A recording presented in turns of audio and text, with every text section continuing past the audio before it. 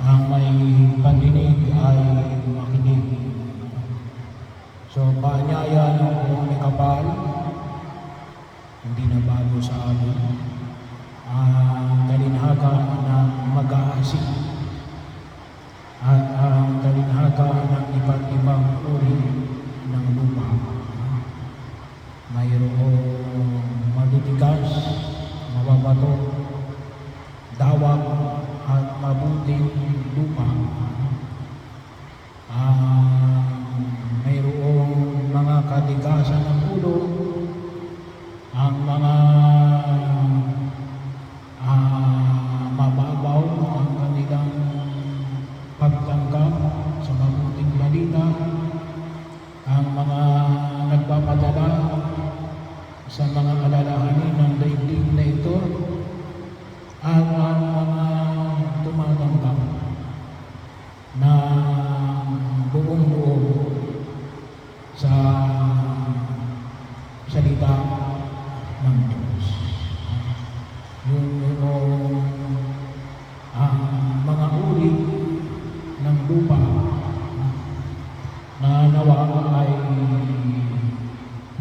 makita natin at tayo nawa ay maging mga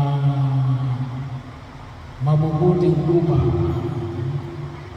Well, sabi nga po natin ay may dalawang pagkilos.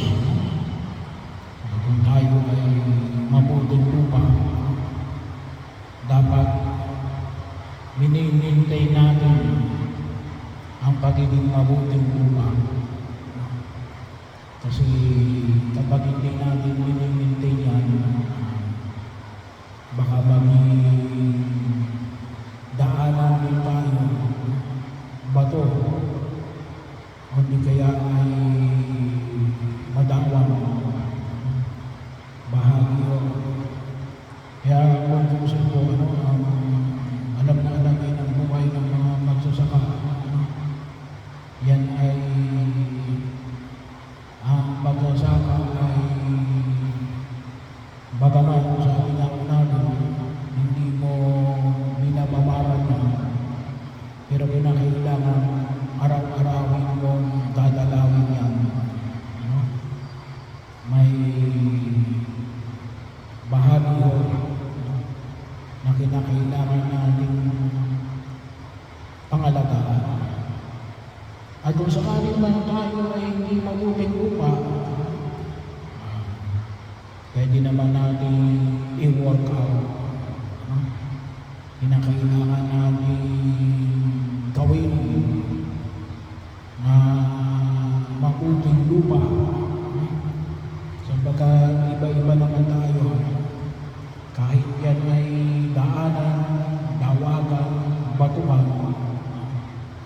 pwedeng maging mabuting lupa yan kapag inayos natin.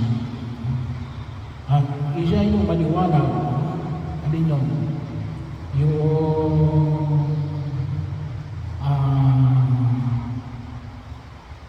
magbubunga ng sagana.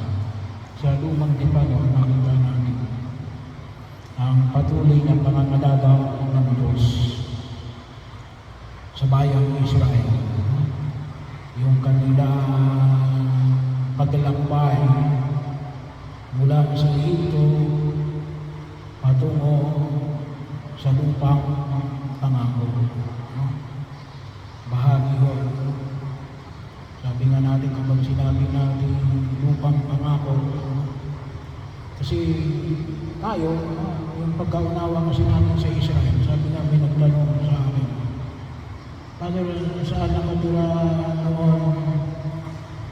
noong bago sila napunta sa Egypt, yung mga anak ni Jacob. Kasi hindi ko katulad sa atin, ay natin tayo ay Pilipino, kasi tayo sa Pilipinas. Yung Israel, diba? Yung Israel ay hindi lupa. tinawag ng Israel is not because of kung saan sila nakatira. Ngunit dahil silang lahat ay galing mula sa bibig ni Jacob. Ako equals Israel. Yung Israel as lupa, pinangalanan na lang nila yun na Israel. Pero yung unang higit sa lahat, ang Israel ay lahat. Hindi lupa. Kaya makita natin na kung tutuusin, yung bayang Israel na ito, maging yan man ay lahi o lupa, ay hinuhubog ng Diyos. Mula pa bahagi yun, hinubog yan ng Diyos o kung tutuusin mo ay millennia. Hindi lamang for a period of years. Ngunit din, for the period of thousands of years. Kaya bahagi yun, tayo po bilang mga mananampalatayang Kristiyano Katoliko, tayo ay 500 years pa lang. Bahagi yun at patuloy pa rin tayong huhubugin tayong mga Pilipinong Katoliko. Kaya yung ibang bansa, medyo mas wala na naging mananampalataya ng mga Katoliko. Di ba ay 2,000 years ago, maaari natin tayo bata pa. Pero nawa, makita rin natin sa paglalakbay ng mga Israelita na alin na sila'y hinuhubog ng Diyos. Bahagi ito na yung kanilang karatayuan ngayon ay ang tawagin natin ay product ng ilang taon ng kanilang pakikinig at pagsuway sa Diyos. Nakita naman natin yan sa kanilang paglalakbay mula sa Egypto hanggang sa lupang pangako. Sabi nga ay biro mo yun, umabot sila ng 40 years na kanilang paglalakbay mula Egypt hanggang yung present day Israel. Pero kung tutusin nga kung talagang lalakarin mo lang yan at kung alam mo talaga kung saan yung patutunguhan mo, it will only take 12 days.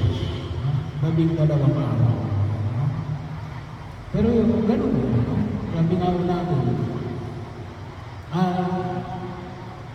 kahit na sa pangangalaga ng Diyos, may ibang sa ating unang pagbasa ng alin, na sila ay ginagawa yan ng Diyos, kaya binigyan sila ng alin, ng mana sa umaga, karne ng ibon sa gabi. Bahagi yun ng pangangalaga ng Diyos sa kanilang pagkilos. At makita po natin sila ay hinuhubog ng Diyos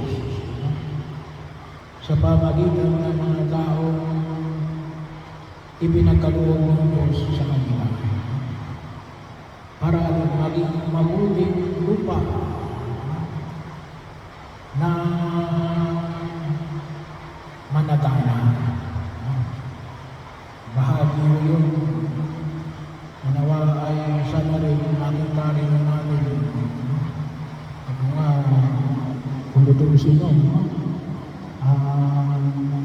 mga Israelita, yung population niya ay less than 10% of our total population. 120 hanggang 140. may sarili ako. 10 million lang. Bahagi yung pero sila yan nag-export sila ng products. Mga pagkakataon, maraming products. Sa Luciano pa yun. Pero, yun naman yung tingnan natin. Baka yung pagtugon natin, hindi lamang bilang isang individual. Ngunit bilang alin, bilang bayan ng Diyos. Yung masabi natin na ginagabayan kami ng Diyos. Hindi lamang ako, hindi lamang ang aking pamilya, hindi lamang ang aking barangay, hindi lamang yung aking bayan, ngunit alin, yung aking bansa. Bakit? Kasi hindi lamang sapagkat ginagabayan ako ng Diyos, ngunit alin, nagpapagabay ako sa Diyos. Kaya yun ang umaalingaw ako sa ipinahayag ni Jesus. Makinig ang mga may